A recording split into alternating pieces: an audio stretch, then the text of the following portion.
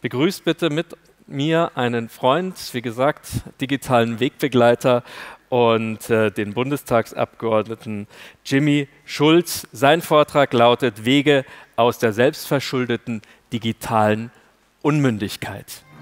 Herzlich willkommen.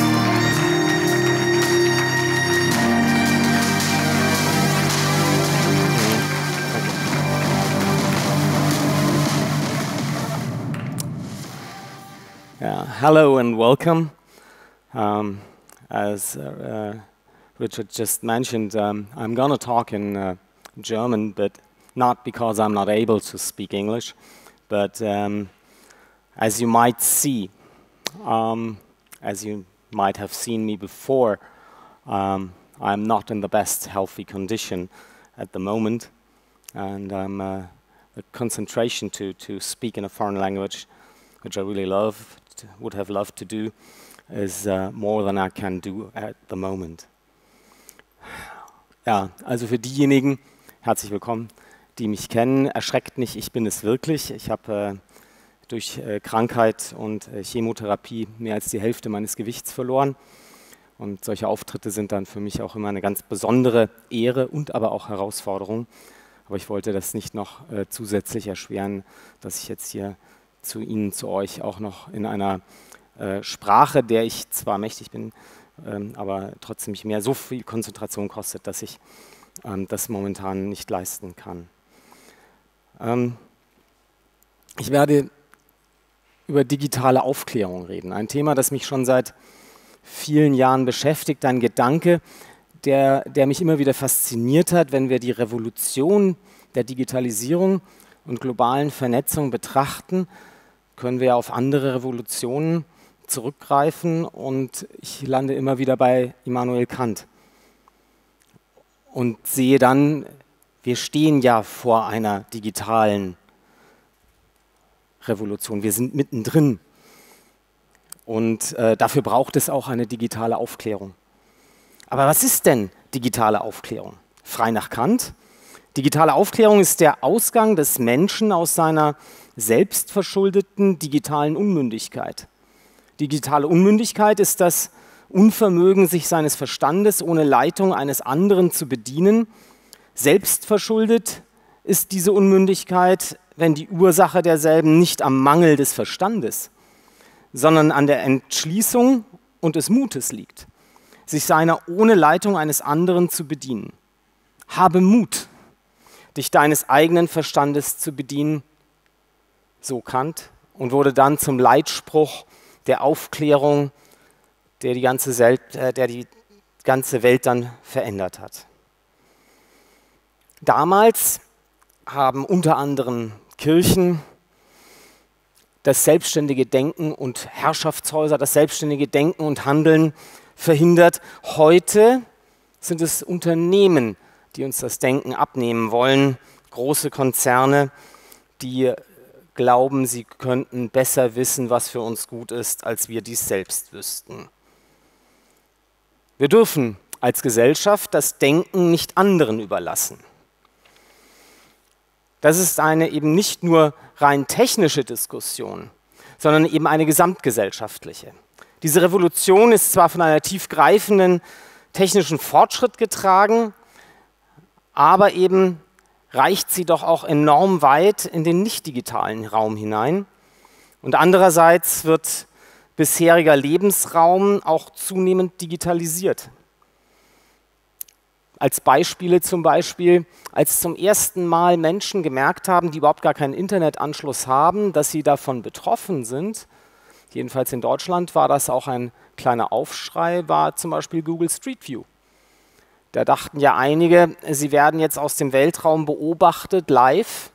Auch ich habe doch gar keinen Internetanschluss und werde trotzdem bespitzelt von denen. Aber auch Uber zum Beispiel ist ein solches Beispiel, wo eine klassische analoge Branche, nämlich zum Beispiel das Taxiwesen, von einer Digitalisierung dramatisch verändert wird.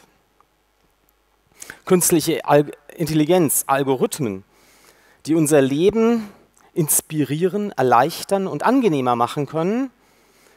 Auf der anderen Seite schränken sie unseren Entscheidungsraum, unseren Entscheidungshorizont im Leben auch ein. da wir das Offensichtliche vorgekaut bekommen, dass wir diejenigen, die dieses vorgesetzt gemacht haben oder KI daraus gemacht haben, schränkt unsere Denkweise ein, weil wir schon alles vorgelöst bekommen. Wir werden vernebelt, faul. Innovation, menschengemacht, wird aus Bequemlichkeit in den Hintergrund treten.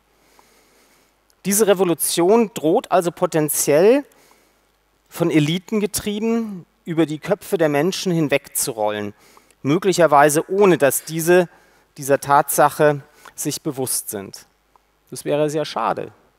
Bietet doch die Digitalisierung und globale Vernetzung, und ich trenne das übrigens auch immer wieder, denn Digitalisierung greift zu kurz als Begriff. Außerdem ist die Digitalisierung etwas, was in den 70er, 80er Jahren stattgefunden hat, die globale Vernetzung in der breiten Masse eher in den 90er und Nullerjahren. Man muss sie aber zusammen begreifen und verstehen, um die Revolution auch, die dahinter steckt, zu begreifen.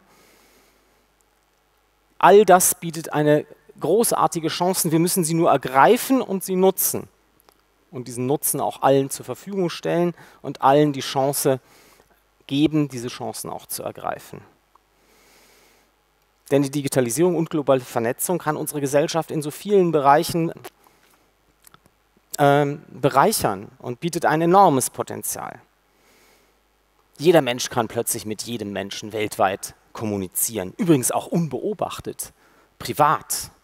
Das ist nicht nur für Politiker interessant, das ist natürlich auch im wirtschaftlichen Zusammenleben, aber auch einfach für Familien eine enorme Chance.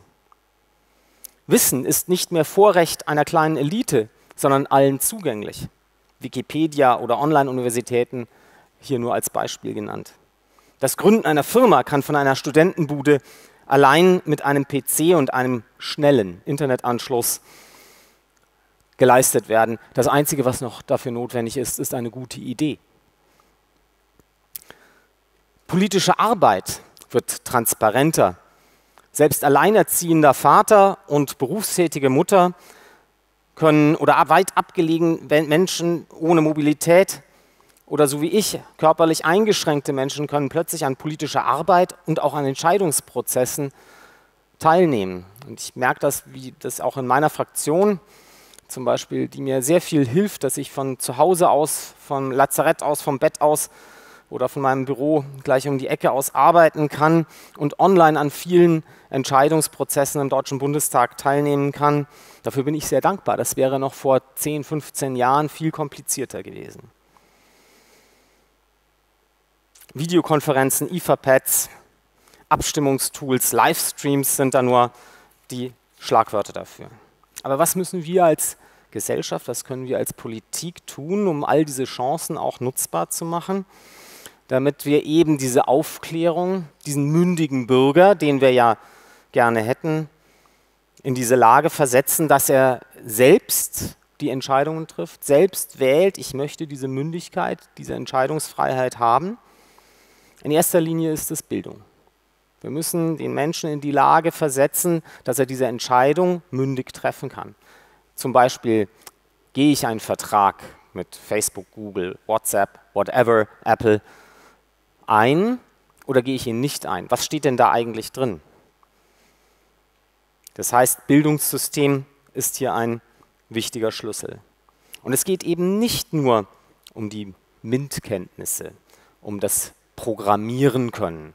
Es geht um sehr viel mehr. Denn es ist eine gesellschaftliche Revolution. Und es ist nur ein Baustein, die Fähigkeit zu programmieren.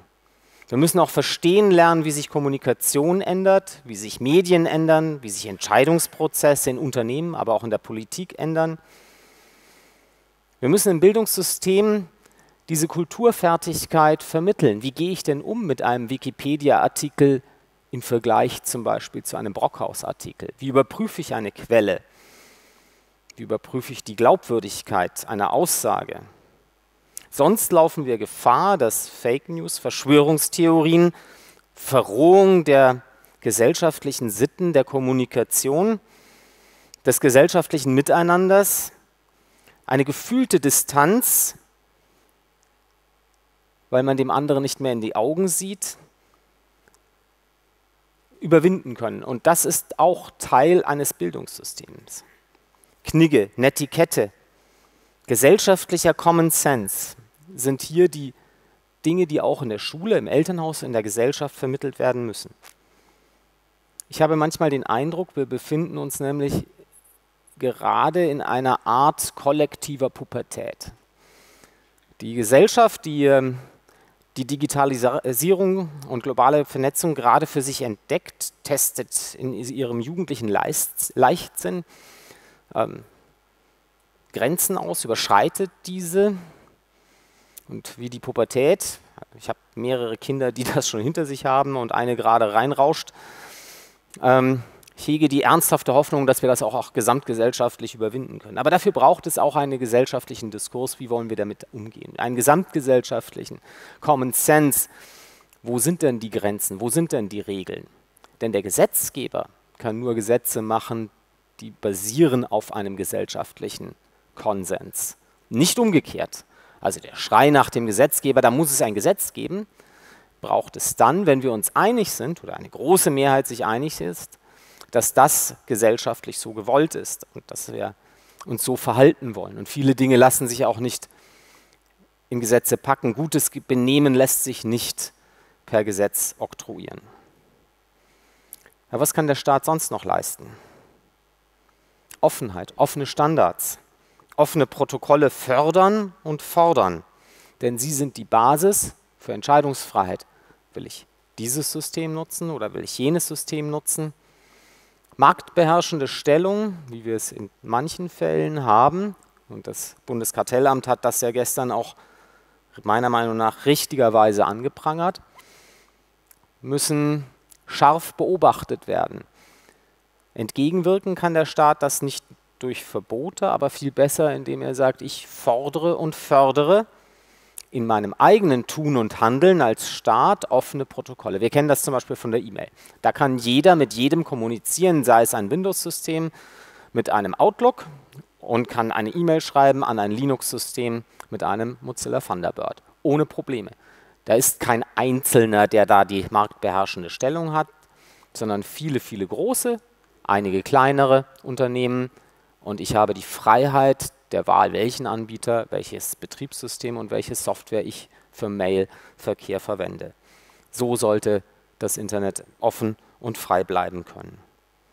Zweiter Punkt, wo der Staat weiterhin auch Aufgaben hat, das ist die Kontrolle. Ich hatte das gerade schon erwähnt, zum Beispiel bei der Verhinderung von Monopolen oder Quasi-Monopolen. Wenn marktbeherrschende Stellung, und wir haben das definitiv im Falle von WhatsApp, haben wir eine solche marktbeherrschende Stellung. Wer von Ihnen hier im Saal benutzt denn kein WhatsApp? Ja, so, das sind jetzt 4 Leute, ne? 3, danke. So viel zum Thema marktbeherrschende Stellung. Beim Schutz der Privatsphäre hat der Staat eine Aufgabe, beim Ausbau von Breitband, was ja die Chance erst bereitstellt.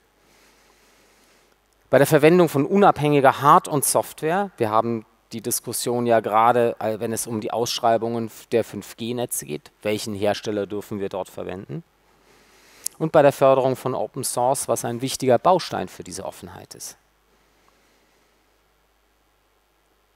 Und ebenso beim Schutz der Freiheit. Denn Kant sieht es übrigens als große Voraussetzung, als wichtige Voraussetzung, dass die Freiheit, insbesondere die Rede- und Meinungsfreiheit, in diesem eine wichtige Voraussetzung für die Aufklärung ist.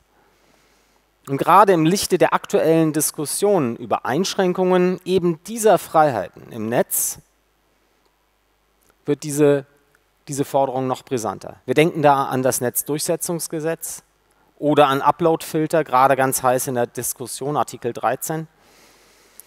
Hier muss der Staat im Interesse der digitalisierten Gesellschaft die Rechte stärken und eben nicht einschränken.